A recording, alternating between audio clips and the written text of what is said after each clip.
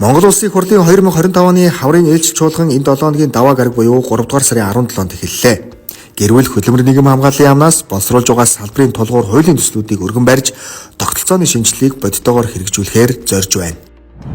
Нийгмийн ажлын олон улсын холбооноос санаачлан жил бүрийн 3 дугаар сарын 3 дахь 7 хоногийн мегамар гарагийг нийгмийн ажлын өдөр болгон тэмдэглэдэг уламжлалтай энэ жил доктортой үргэлжлэх сайн сайхны төлөө үе хоорондын эв нэгдлийг бэхжүүлэхийн урайнд ор тэмдэглэлээ. Манай улс нийгмийн ажилтан мэргэжилтнийг 1997 оноос хойш бэлтгэж байгаа бөгөөд 6000 гаруй хүн энэ мэргэжлийг сонгон суралцаад байна. Энэ сарын 17-наас 18-ны өдөр хөдөлмөр халамж үйлчилгээний салбарын удирдах ажилтныг өргөдгсөн зөвлөгөөн боллоо. Зөвлөгөөнд 21 аймаг нийслэл дүүргийн хөдөлмөр халамж үйлчилгээний газрын дарга нар болон алба хэлтсийн удирдах ажилтнууд оролцсон юм а. 2025 онд хөдөлмөр эрхлэлтийг дэмжихэд ихээхэн анхаарч ажиллана. Тухайлбал хөдөлмөр эрхлэлтийг дэмжих зохис үйлчилгээ буюу Job Center төвийг шинээр 30-ыг нэмж байгуулахаар төлөвлөд байна.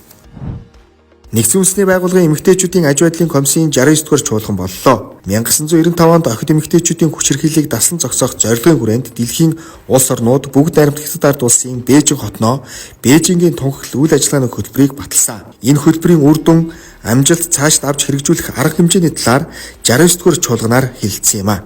Монгол улсыг төлөөлж энэ чуулганд гэр бүл хөдөлмөр нийгэм хамгааллын яамны төрийн нарийн бичгийн дарга мөнгө цулаар ахлуулсан төрийн болон төрийн бус байгууллагын төлөөлөгчид оролцож нийгэм дэх эмэгтэйчүүдийн оролцоо гендерийн тэгш байдлын талаар үг хэлж саналаа илэрхийлсэн байна. Хойроо хөдөлмөр эрхэлж сайн дурын даатгалд хамрагдж байгаа иргэдийн зүгээс сайн дурын даатгуулагчдын төлсөн шимтгэл албан журмын даатгуулагчдын нэгэн адил банкнаас зээл авахд санхүү орлогын ногдох нотлогоо болж чадахгүй байгаа тухай санал гомдол нийгмийн даатгалын байгууллагад их ирдэг байна. Иймд нийгмийн даатгалын ерхий газраас сайн дурын даатгалд хамрагдан нийгмийн даатгалын шимтгэл төлж байгааг зээл олголтын нэгэн шалгуур үзүүлэлт болох талаар эрг шийдвэр гарган иргэдийг дэмжин ажиллах хүсэлтийг арилжааны бүх банкудад хандан уриаллаа. Зүүн аймагуудад төмөр гарч 5-6 сумыг хамарсан гамшиг боллоо. Улсын онцгой комиссийн шуурхай бүлэгт гэр бүл хөдөлмөр нийгэм хамгааллын яам, хөдөлмөр халамж үйлчилгээний ерхий газраас мөн ажлын хэсэг гарч ажилласан. Энэ үеэр аймаг сумын амжиргаа дэмжих зөвлөлийг яаралтай хуралдуулж, мөн онцгой байдлын ерхий газраас гаргадаг галын дүгнэлт актыг газар дээр нь гаргуулж, орон гэргүй болсон айлуудад нийгмийн халамжийн сангаас олгодог сая 200 мянган төгрөгийг богино хугацаанд олгож шийдвэрлэлээ. Нэгдсэн үндэсний байгууллагаас жил бүрийн 3 дугаар сарын 21-ний өдрийг дэлхийн даавны өдөр болгон тунхагласан. Энэ өдөр даавны хам шинжийн талаар зөв ойлголтыг түгээх, даавны хам шинжтэй хүмүүсийг нийгмийн бүх шатанд тэгш оролцуулан тэднийг ад жаргалтай утга дүрэн зориг тэмүүлэлтэд амьдрахад хүн бүрийн оролцоо чухал болохыг таниулах зорилготой өдөр юм а.